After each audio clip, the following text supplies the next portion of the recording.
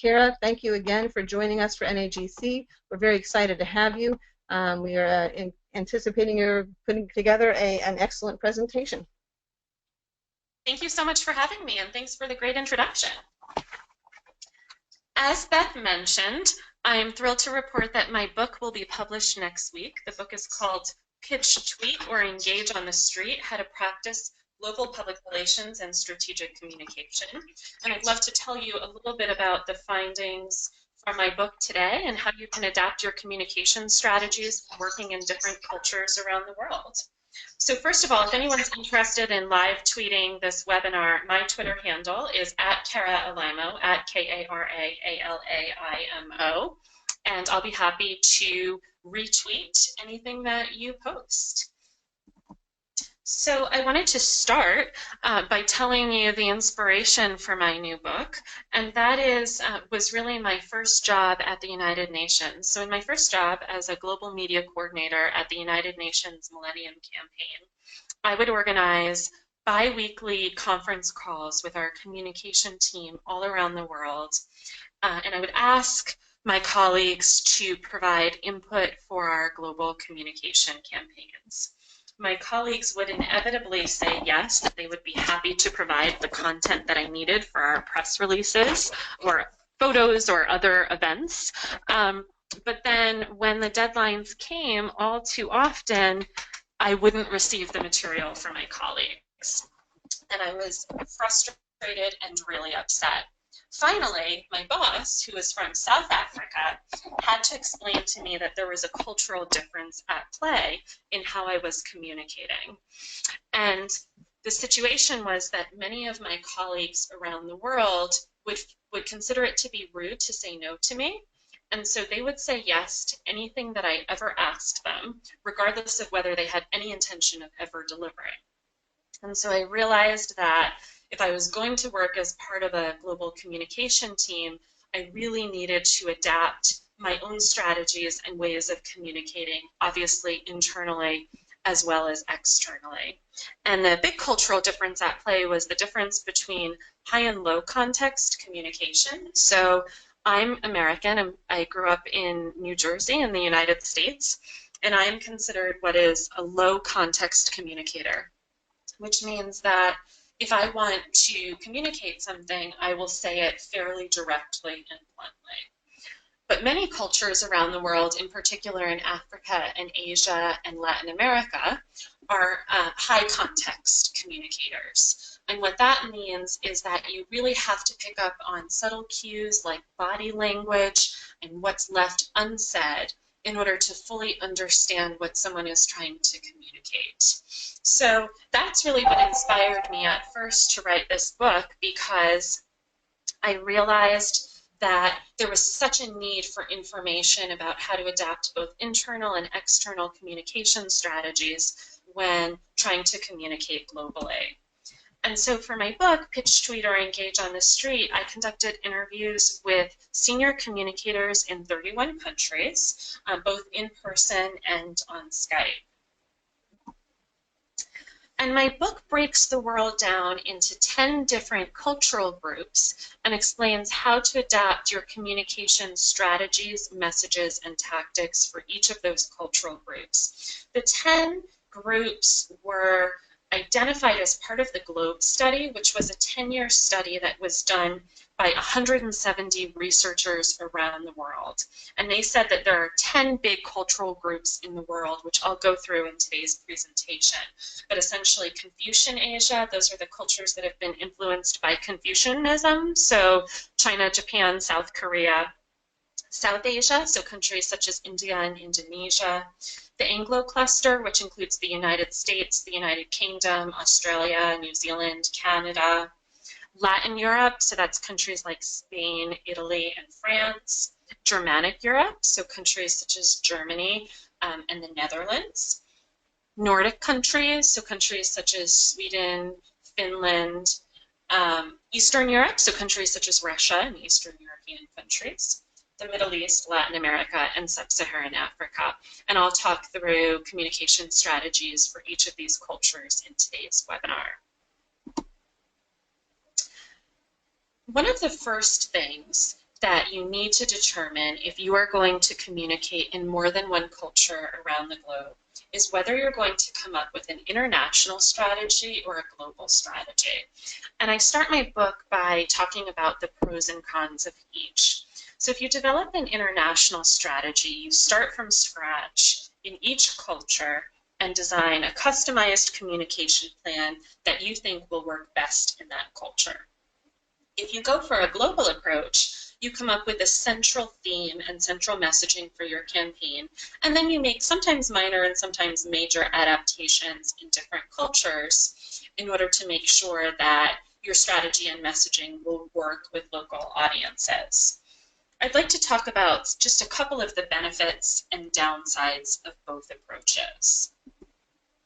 So some benefits of an international strategy are that you're likely to come up with specific messages, specific tactics that are going to work best in individual cultures because you're starting from scratch in each culture.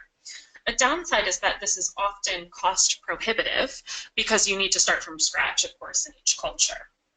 Another downside is that your program or your client doesn't have a coherent global identity. And so your program may look very different in different cultures, which can be discordant if someone in one culture reads online your communications in another culture. Another huge downside is that an approach that's very specifically targeted to one particular culture may alienate or even offend stakeholders in other locations. And so, for example, IKEA, sorry, I'm just going to try to minimize this so that you can see the slide. So IKEA is a prime example. They adapted their communication strategy for Saudi Arabia and ended up provoking global outrage. So the situation was that their catalogs featured images of women's faces.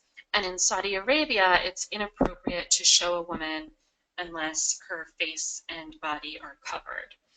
And so what IKEA decided to do for the Saudi Arabian market was to airbrush the women out of their catalog. And that worked well in Saudi Arabia, but when people in Sweden found out what IKEA had done in Saudi Arabia, there was a huge outcry. In fact, government ministers, I've rarely seen this, but government ministers actually started speaking out against IKEA. One government minister in Sweden said that it is impossible to airbrush women out of reality.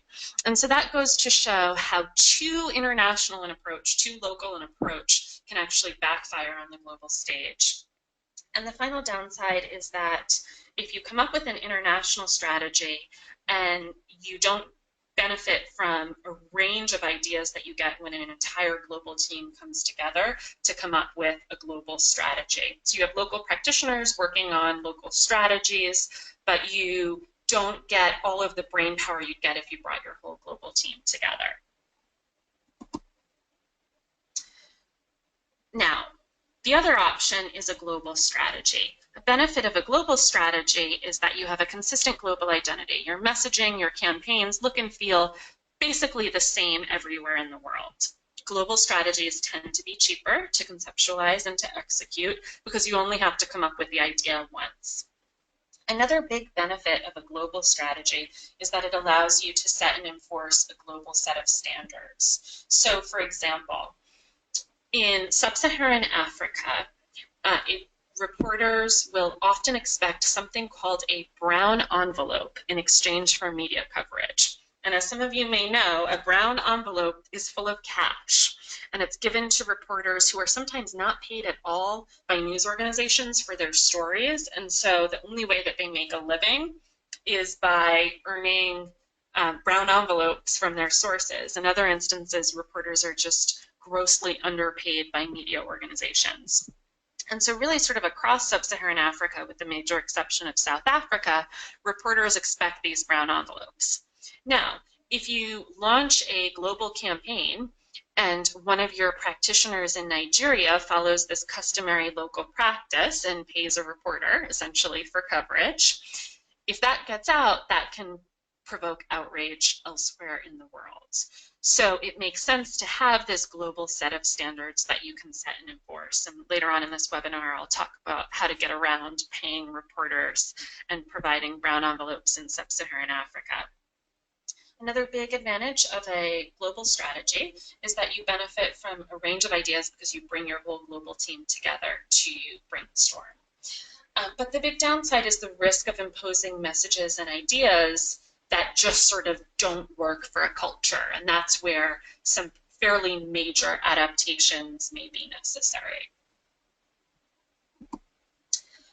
Prior to the publication of my book, there was one big academic theory of international public relations, and it's known as the generic specific approach. And basically what it tells us as practitioners is that if you're going to communicate in a new country or culture, you need to adapt your PR strategy based on 5 local factors.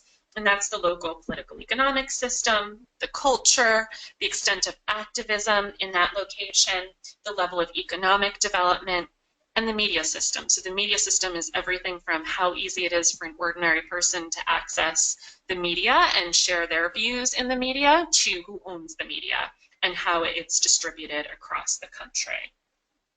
Based on the research that I did talking to communicators in 31 countries for my book adds 2 additional factors to this theory that you need to consider before you begin working in a new country or culture.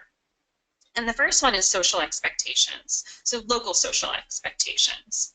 One of the people who I interviewed for my book was the head of communications for GE in Latin America. And he told me that if you do business in Latin America, and let's say you work in a community in the Amazon, and that community needs a road or a school built, they will ask your organization to do it. And that's regardless of whether your organization has any type of expertise in this area. And the reason for that is because they see businesses as sort of public organizations, as public entities. Now that's very, very different from the United States, for example, where if a community needed a bridge or a road or a school built, they would ask the government to do it. And so it's really critical to understand what local expectations are of your organization, whether you're a government, whether you're a business, before you start working and communicating in a new culture. The second factor that I add in my book is local influencers, and it's essentially who's influential in a particular community. This could be the village chiefs. It could be the cool kids in a particular township in South Africa. But it's important to understand who's influential so that you can engage with them and ideally get these people to evangelize for you. Just one example of the cultural differences in who's influential. Here in the United States, the information that goes on to trend on Twitter, the posts that trend, tend to be written by the mainstream media, whether that's the New York Times or ESPN. By contrast, in China, a lot of people do not trust the government-censored press, and so they turn to an independent group of influencers, such as independent journalists and professors and artists who have gained reputations over a long period of time for sharing information on their personal social media platforms that turns out to be reliable. So if you're working in the United States, you might want to target the New York Times if you want your information to trend on Twitter, whereas if you're working in China, you're going to want to reach out to these independent social media influencers. So it's all about understanding who's influential in a particular culture. I'd now like to take you around the world to talk about some best practices and some ways that you'll want to adapt your communication strategies, messages, and tactics when you're working in different cultures. As I indicated earlier, there are 2 big cultural groups in Asia. The first is Confucian Asia, so the countries that have been influenced by Confucianism, and the second is South Asia. And the big distinction that cultural researchers will draw between the 2 groups is that in South Asia, both countries are very both cultures are very collectivist, which means that there's a big focus on groups. People don't conceive of themselves as individuals, but rather as members of groups. But the big distinction is that South Asia tends to be a little bit more comfortable with individualism and with people expressing their own identities and being a little bit different. But within both of these cultures in Asia, the personal influence model of communication is practiced. And this model basically tells us that it's really important to build relationships and to know people in order to get things done in this part of the world. So it's important to build relationships with reporters, social media influencers, and other stakeholders who are important over a long period of time. Here in the United States, it's perfectly acceptable for me to go on Twitter or pick up the phone or fire up an email to a reporter who I've never worked with before with a really great pitch. In this culture, it's a little bit different. You really, really want to get to know people and build relationships before you get down to business. As I mentioned, both cultures are very collectivist. There's also a huge emphasis on the concept of face in Asia. And what this means is, here in the United States, for example, people generally try to avoid embarrassing themselves in public situations. In Asia, people are concerned to maintain face, which means that they don't want to embarrass themselves, but it's also incredibly important not to embarrass other people. And in order to maintain face, you need to make sure that you never put another person in a position to be embarrassed. So that has huge implications for how we work with colleagues and how we craft our messages for cultures in this region. Asians are extremely high context communicators. As I mentioned earlier, this means that a lot of things will be left unsaid. And it's really important for you to pick up on these on body language, on subtle ways that people try to communicate in addition to what they say directly and bluntly. And the best way to do this is, of course, to have local help, to have someone who can act as your ambassador in the region and help you understand what will work best, what people are trying to communicate with you, and how you should be going about working with partners, working with media, and implementing your campaigns in this region. Asians also have a very long-term orientation. So whereas Americans will put things on their credit cards and figure that they'll pay for it later, Asians save money for the future. So that has a huge impact on the kind of messages that will resonate with Asians. You want to focus on the future. There's also huge, what cultural researchers call power distance in this culture, in both cultural groups in Asia. And what this means is that the cultures are very hierarchical. And so that means that if you want to come up with a communication partnership with an organization in Asia, it's really important that you're communicating with someone at the same level as you. So if you're junior in an organization, it's wildly inappropriate to write to the CEO of an organization to propose a partnership. A huge element to be aware of is the concept of risky communication in Confucian Asia. And basically what this means is there's this tradition that people have been taught that talking about a problem makes the problem worse. And so the best thing to do if your organization experiences a crisis is not to talk about it. And obviously, this is very poor practice for a communicator because we know that in such situations, it's important to disclose information right away and to be transparent. So an example is the Sanlu Dairy Corp, which some of you may remember, was a large maker of infant formula in China. And just before China hosted the Beijing Olympics in 2008, Sanlu executives realized that their infant formula was poisoned, and if infants drank it, they would die. And so what the executives decided to do was not to tell anyone and to quietly remove the formula from store shelves, but not to warn parents who had already purchased the formula not to feed it to their infants.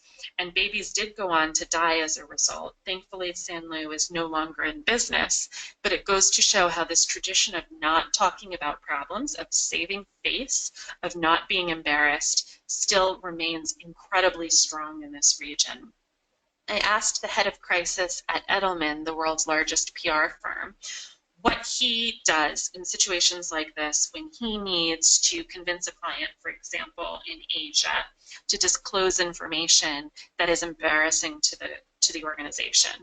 And he says that what he does is he finds an example, such as Sanlu, for instance, but an example of another organization in the same country that decided not to disclose information, ideally in the same sector, and shows that client how poorly it worked out for the other organization. So that's a tactic that may be helpful to you. And a final overall word about communicating in Asia is that another top executive at Edelman noted to me that the average commute in Asia is 1 hour, and people spend that time commuting to and from work on their mobile phones. So mobile strategies tend to be very successful in this region. My book includes profiles of how to communicate in China, Japan, South Korea, India, and Indonesia in particular. And I'll just give you a couple of examples.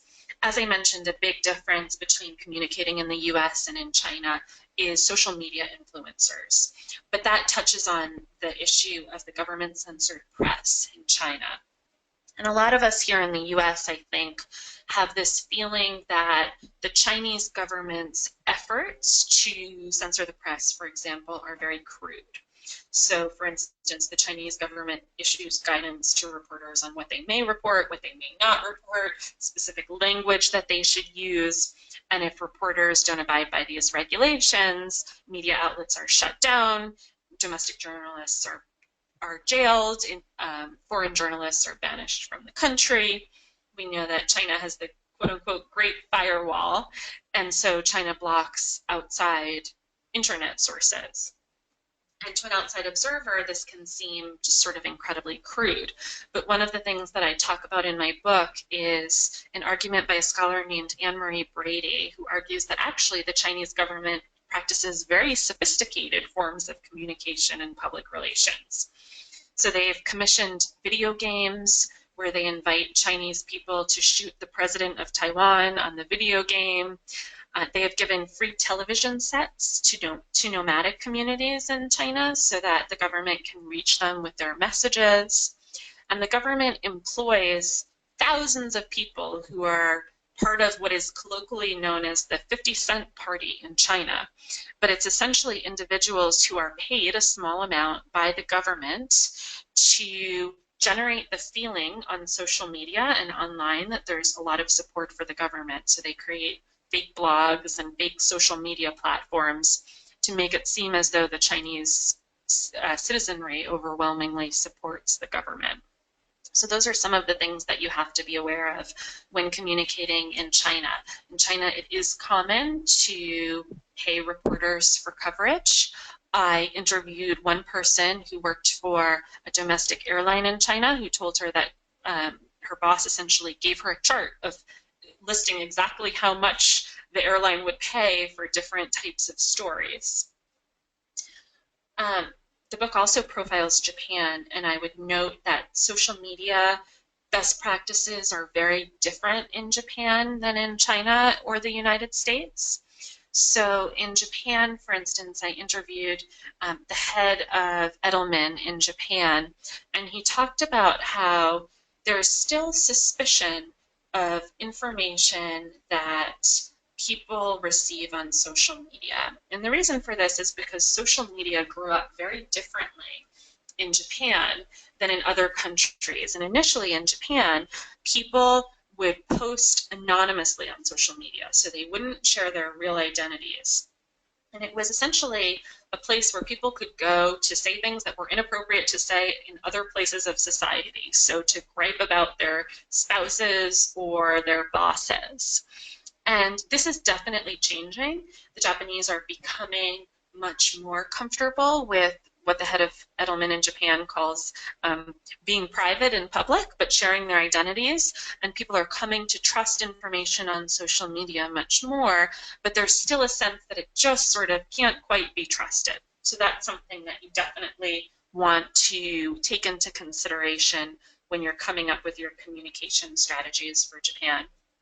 And I'll say one more thing about India, which is that segmentation is critical. India is such a diverse country, and so you have an educated, affluent elite that reads the newspaper in major cities. You want to use social media for college students, but then you have the rural citizenry that is still poor and still illiterate, where you basically want to use folk media, things like theater and plays in local villages, or media in vernacular languages in order to reach people. So it's all about segmenting your audiences and thinking about who you're trying to reach in India, as in many countries.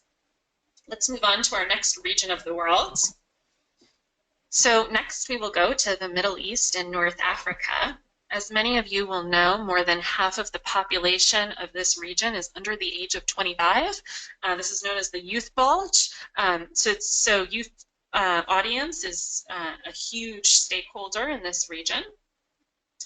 Another important factor is the importance of religion in this region. So a lot of practitioners will say that whereas you would be ill-advised to incorporate religious elements in a public relations campaign in, for example, the United States, this can work if it's done authentically and it feels authentic to local audiences. A big factor to be aware of when communicating and working in this part of the world is that the weekend is different from the weekend in the United States. The weekend in the Middle East is Friday and Saturday. That's when people are off from work. Friday, folks go to the mosque because that's the holy day. The personal influence model, which I explained earlier, is definitely practiced in this region. So it's all about building relationships with people and who you know, and that's critical in order to get things done. Another big factor in this region is the Arab concept of pride. And so you really have to be careful. You would never provide negative criticism to an employee or a partner, for example, in public. That would be done privately. Though the difference here is that's certainly the case in Asia as well. In Asia, you also wouldn't provide public praise to someone because that would be embarrassing to them. In the Middle East, it's perfectly acceptable to provide public praise to a partner or an employee. There's a sense that the Middle East has what cultural researchers call a present orientation. People live in the present. A bit of a resistance to change, which does impact how you craft your messages, although practitioners will say that this is starting to change given the huge influence of the youth population. There's a huge emphasis on emotion and symbolism in the way that people in the Arab world communicate. And so essentially what this means is, in the United States, if I were to conduct a media interview and a reporter asked me a heated question and I became visibly enraged, people would think that I was unstable. In the Middle East, the opposite is true. If you're talking about a passionate subject, you're expected to visibly display emotion. Another big cultural difference, which the scholar R.S. Zaharna at American University has written quite a bit about, is the idea that in the United States, for example, when you're communicating, the emphasis is on being factually accurate. In the Arab world, the emphasis is on conveying emotion and using symbolism. So it's characterized by what some in, for example, the United States might even call exaggeration, because the emphasis is not on conveying facts necessarily so much as it sometimes is on conveying emotions and provoking emotional responses. And I recommend reading Zaharna if you're interested in learning more about that. There's a lot more about this in my book. Another huge difference that you need to be aware of is that Arabic does not translate literally into English and vice versa. And so if you were to try to take something from Arabic and translate it literally into English, you'd have long, long sentences with no punctuation, just sort of wouldn't make sense. And practitioners in the Arab world say that one of the biggest mistakes they see is that communicators will come in from other countries and try to get their messages translated literally, and it just doesn't work. And so your best bet is actually to write your messages in Arabic from the beginning, is to get a local practitioner who can do that. In my book, I profile Egypt, Saudi Arabia, Palestine, and the United Arab Emirates, which are all part of the Middle Eastern cultural cluster. I also profile Israel, which is part of the Anglo cluster, which we'll talk about when we go to Europe in a few minutes. But just a couple of things that I would say. Social media is huge in this part of the world. Part of the reason is because of the huge youth population. But for example, Saudi Arabians are some of the biggest users of YouTube in the world. And the reason for this is because everything else is censored in Saudi Arabia, right? But YouTube isn't. So that's a place where people can go online and see what the rest of the world is like. So social strategies are huge. Dubai has become really sort of the epicenter of public relations and media in this region. And a nice thing about communicating in this part of the world is that there really are some big regional media outlets. So if you can place a story with Al Jazeera, you can place a story with Al Arabiya, for instance, you really do reach viewers throughout the region, unlike places such as Europe where you really have to do much more targeted pitching of local media. It's possible with a few really big hits to reach a huge percentage of the population of this region. Our next cultural group is Latin America. So of course this is Mexico. This encompasses Mexico, Central America, and South America, essentially the countries where Spanish and Portuguese are predominantly spoken, although of course there's many other languages spoken in this region as well. And a big characteristic of Latin America is its collectivism, but the difference here is that collectivism tends to revolve around simply the family. This is because of the influence of the Roman Catholic Church in this region. So unlike Asia, where people think about themselves in terms of their group identities, whether it's at home or in the workplace, in Latin America, it's really about the family. The personal influence model is practiced here. Latin Americans also have a polychronic approach to time. And so what this means is in countries such as the United States, we have a monochronic approach to time, which means that it's expected that people will be prompt and deadlines will be met. I have this great quote in my book from a practitioner who says, in the United States, if we make an appointment for 10 a.m., at 10:05 a.m., you're late. In Latin America, if we make an appointment for 10 a.m., at 10 a.m. the following week, we're just getting talking. So there's a much more fluid approach to time in Latin America and in the Middle East as well. Latin Americans have a low future orientation. What that means is that they live in the present. They work to live rather than vice versa. So you want to think about that as you're crafting your messages for this region. There is obviously huge poverty and inequality in Latin America as in other regions, and this plays out in really interesting ways for us as communicators. For example, I have heard from multiple communicators that many senior executives in Latin America will not allow their photos to be posted online, whether that's on the internet or social media platforms, because they're afraid that they will be kidnapped or targeted to be victims of crime because they're successful. There's a huge expectation for corporate social responsibility in this region of the world, so you can't go into Latin America without explaining how your presence helps local people. And there's also a sense that Latin America is now experiencing heightened citizen consciousness and activism. I interviewed the head of Hill & Knowlton, the PR firm in Chile, and she told me that if you want to do business in Chile, you have to explain how your presence helps Mrs. Juanita, which is a local Chilean term for the ordinary person.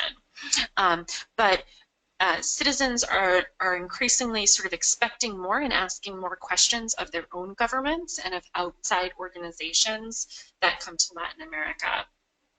The countries that I profile in my book in Latin America are Argentina, Brazil, Chile, and Mexico. And one thing that I'd say about Brazil and really sort of this region as a whole is that telenovelas are a really great strategy. So we know that soap operas are hugely popular in Latin America, and you can partner with telenovelas to get messaging into episodes. So telenovelas have included messaging on a ton of social issues lately, whether it's adoption or crime or other issues. And studies have shown that these episodes are actually successful in helping move the needle on some issues. So it might be a good idea, depending upon your goals, to consider partnering with telenovelas. It's sort of hard to understate their importance in this region, but for the last episode of a popular telenovela, the streets of Brazil are empty because everyone is inside, glued to their television sets. So that's one idea for this region. Next, we'll go to sub-Saharan Africa. So earlier I mentioned the expectation for brown envelopes by reporters in most countries in this region. One way that you can get around this is by offering meals at your events and press briefings, and also by offering to help with transportation. And so, for example, when I worked in the Obama administration, I traveled to Togo in Africa with the Deputy Treasury Secretary who addressed the Parliament. And our embassy's communication officer actually drove around the capital city of Lomé, picking up reporters in a van, because she said that otherwise some of them would have had no means of getting to Parliament to cover the event. So meals and transportation can be ways of avoiding handing reporters envelopes full of cash outright. Sub-Saharan Africa definitely has huge expectations for corporate social responsibility, as in Latin America. Another strategy that can be incredibly successful in sub-Saharan Africa is word-of-mouth strategies. So I have this fabulous quote in my book from someone who says that in most or in many Western cities, it's possible for someone to leave work, take public transportation across town, pick up dinner, and go home without ever saying a word to another human being. This is practically impossible in sub-Saharan Africa. Sub-Saharan Africans talk to one another, and so word-of-mouth strategies can be really interesting and successful here. Sub-Saharan Africans are definitely high-context communicators, so you need to pick up on what is left unsaid. You'll need that help from local partners on that front. You also want to consider indigenous forms of outreach. So I mentioned things like plays in Asia. The same types of folk strategies can work in sub-Saharan Africa. One of the best ways for reaching people in rural sub-Saharan Africa is also pitching the BBC World Service radio, which broadcasts in local languages across the region and has enormous penetration. Sub-Saharan Africans have what cultural researchers call high humane orientation. What that means is that they care about other people. There's the saying that I am my brother's keeper. And so you want to think about that in terms of your messaging and in terms of your strategies for interacting with Sub-Saharan Africans.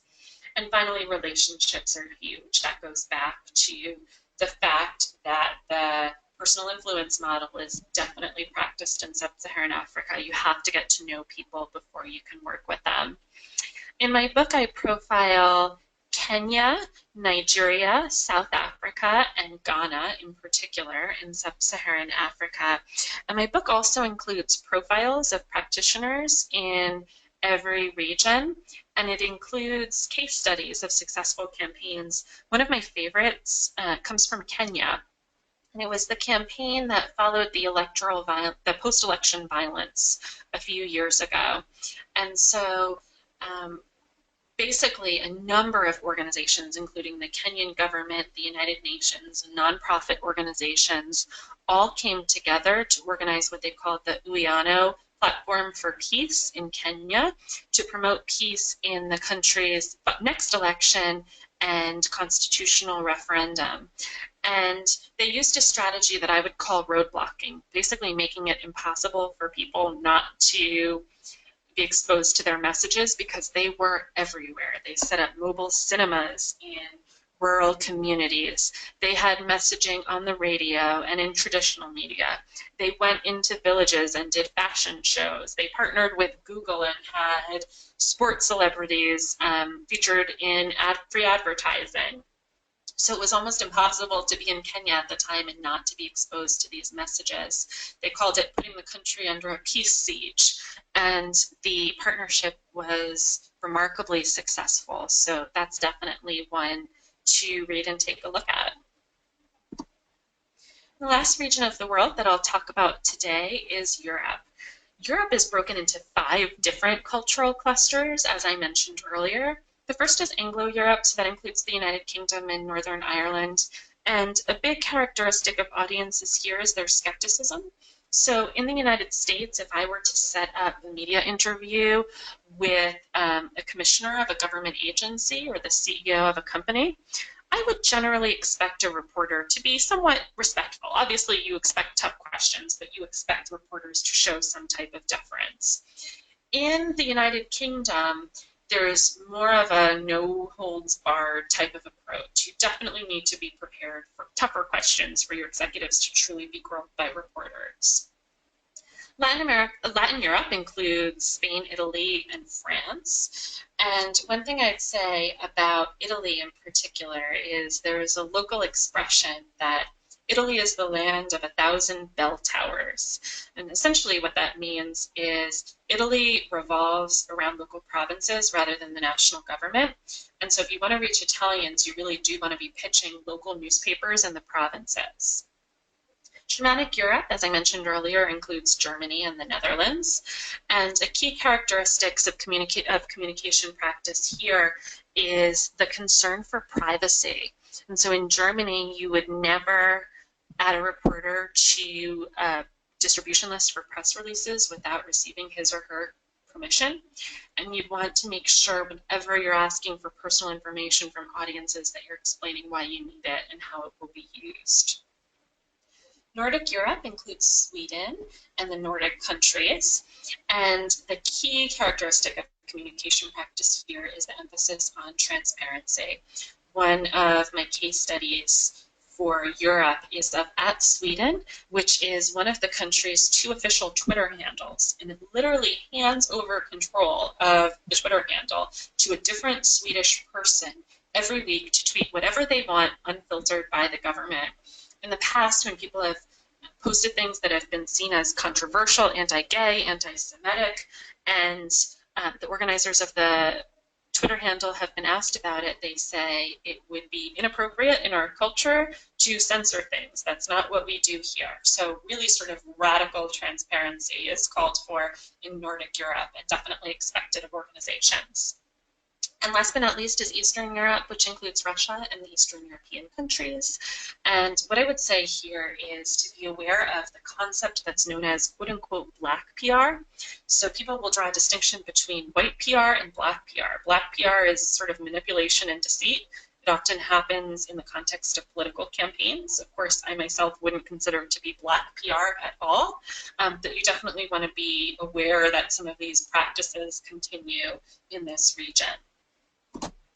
So I will leave it there for now. I wanted to give you all my contact information in case I can ever be helpful. I do consult for organizations, and as Beth said, I also organize customized employee training programs on communication.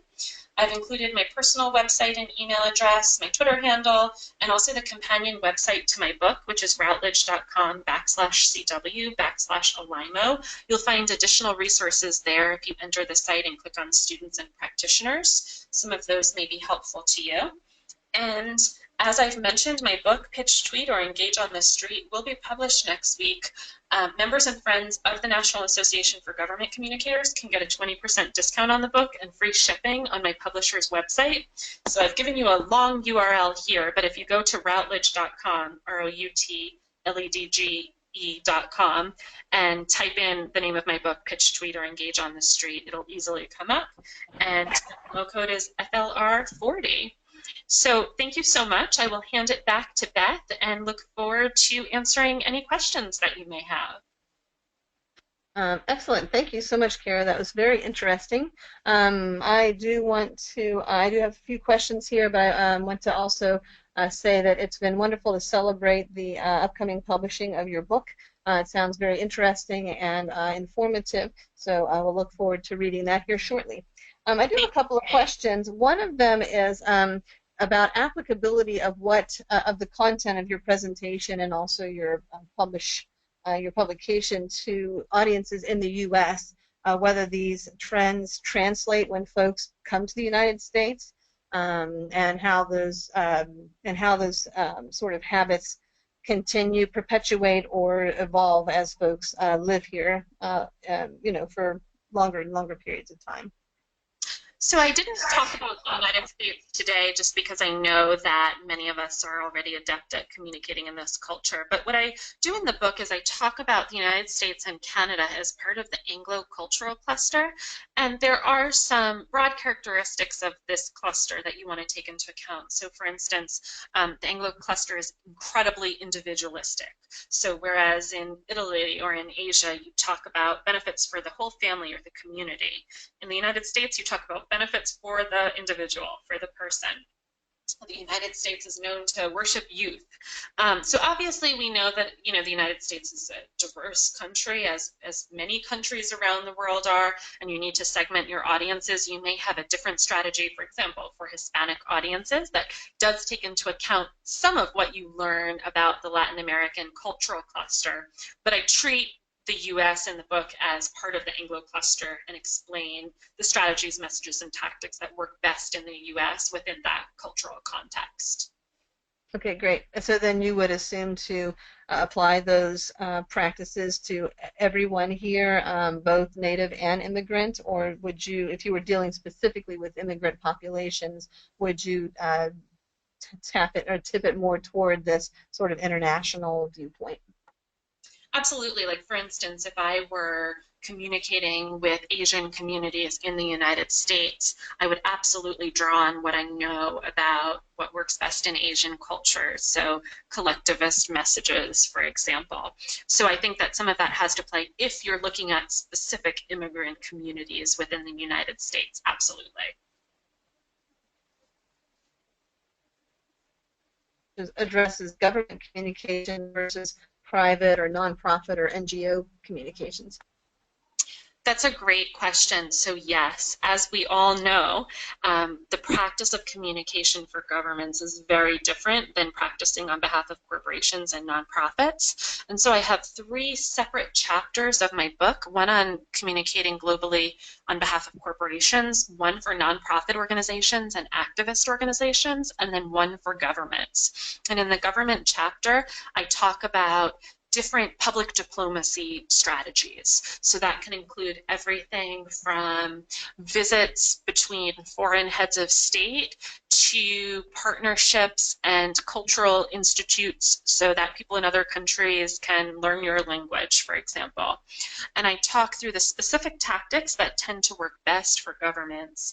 In the government chapter, I also talk about the concept of country equity, which used to be known as nation branding. It's Simon Anhalt's term, but basically it includes a huge section on how to build a reputation, a strong reputation on behalf of a government entity, since that is so different than branding a corporation, for example, or a product. I also include a section in the government chapter on confidence. So this concept, which is sort of unique to government communications, that we have to build confidence that we will meet our obligations, and that actually the level of confidence in a country's economy is almost more important than some of the actual financial numbers themselves in determining whether investors and tourists will come to the country, or whether you'll be able to attract foreign aid if you're a poor country. And then I also end with a section on sort of a new part of government global communication practice, which is combating some of the messaging of terrorist organizations around the world and how governments are struggling to do that, and some of what we've learned so far. Excellent. That sounds really good. I have one other question here on the list, and folks out there, if anybody has additional questions, we've got just a couple more minutes. So go ahead and use your questions box to type those in if you like. If not, we'll end a couple minutes early. But my last question is, hang on, how does it? Oh, a variety within these broad categories. So you're obviously either taking very large groups of people and assigning attributes to those large groups of people. But can you talk about then the variety within those large groups? Is that something to be concerned about? And is that something that you would address as a communicator when you're out there working for the UN and other large organizations? Definitely, and that's a really great question. So essentially what all of these things boil down to is stereotypes. And they're very controversial. Many researchers believe that the differences between people in a single country or culture are much greater than the differences between people of other countries or cultures. And so my personal belief is that, yes, ultimately these boil down to sort of large concepts, and there's huge variations within countries, but they're sort of the best concepts that we've got for understanding how cultures differ. I think a big thing to keep in mind is that a country is very different from a culture. So I can think of a few homogenous countries on Earth, countries like Japan and South Korea, but most countries in the world are incredibly diverse and are made up of people who come from different cultures. And so that's really why you need to segment audiences and say, I'm not just trying to reach Americans, I'm trying to reach these kind of Americans, for example. And the more that you can segment, the more that you can be very targeted in how you adapt your strategies and messages. I think this book is a really, really great starting off point for understanding cultural differences that you have to take account of, but that's also why you want local practitioners who are very in tune with what's happening on the ground, really understand the cultures themselves, know your sector, and understand, for instance, if you're working for a government, understand current public opinion towards your government and can really help you adapt your strategies accordingly. So I think that this book is a really good starting off point, but it's not a substitute for local research and help from local practitioners as you develop your plans. And my book explains exactly how to find those local partners as well. So hopefully that will be helpful. The book also includes a lot of resources and links to where you can go to learn more about particular cultures and subcultures. Excellent. That's wonderful. I think that's all the questions we have for today. So again, thank you, and we've really appreciated your joining us and again celebrating the publication of Pitch, Tweet, or Engage on the Street. We're excited to see it hit the streets of our own country, and we can't wait to learn our tips and tricks from it that we need to communicate both here and abroad. Thank you so much for having me. Oh, you're so welcome. And everybody, thanks so much for joining us. We will see you in a couple of weeks on September 2nd for the Plain Skinny on Plain Language, and again in September for learning how to engage our own executive leadership in our communication strategy. So we'll talk to you soon. Please call me or write me on email if you need anything. I'm here for all of you guys, and we will see you shortly. Thanks, everybody. Have a good weekend. Bye-bye.